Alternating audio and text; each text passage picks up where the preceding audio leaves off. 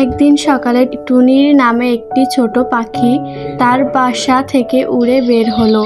টুনি ছিল খুব বুদ্ধিমান এবং সাহসী। সে সারাদিন আকাশে উড়তে ভালোবাসতো এবং দূরের জায়গা দেখতে পছন্দ করত।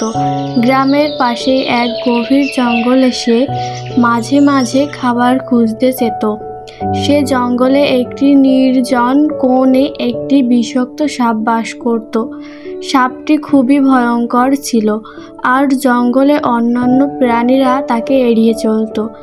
একদিন টুনি যখন জঙ্গলের ভেতর দিয়ে উড়ছিল তখন ওই তো কিছু সুস্বাদু ফল দেখা যাচ্ছে, যাই খেয়ে আসি। সে নিচে নেমে ফলগুলো খেতে শুরু করলো, কিন্তু তার খেয়াল ছিল না যে সেই জায়গাটি সাপের বাসার খুব কাছেই ছিল। হঠাৎ সাপটি তার বাসা থেকে নেমে এসে টুনির দিকে ফোঁস করে উঠল। এই টুনি, আজকে আমি তোকে খাবো। দাঁড়া বলছি, দাঁড়া। ওরে বাবা, এটা তো একটা মস্ত বড় সাপ। খাবি পরে, আগে তো ধরে দেখা। টুনি ভয় পেয়ে গেল, কিন্তু সে দ্রুত সাপের থেকে উড়ে গিয়ে নিরাপদ দূরত্বে চলে গেল। সাপটা তো খুব ভয়ঙ্কর, তবু যদি আমি ওর বন্ধু হতে পারতাম তাহলে কতই না ভালো হতো। চেষ্টা করে দেখতে হবে। যা, একটা গান করি। লা লা লা লা লা লা লা লা লা লা লা লা লা লা লা লা লা। ওরে বজ্জাত টুনি, আবার গান গাওয়া হচ্ছে? তোর একবার ধরতে পারি, তারপরে আমার পেটের ভিতরে যে গান গাবি। ছোট্ট পাখি, মিষ্টি পাখি, টুনি আমার নাম। খাই দাই বগল বাজাই, নাই যে কোনো কাম। এই টুনি, তুই আবার বিরক্ত করতে এসেছিস?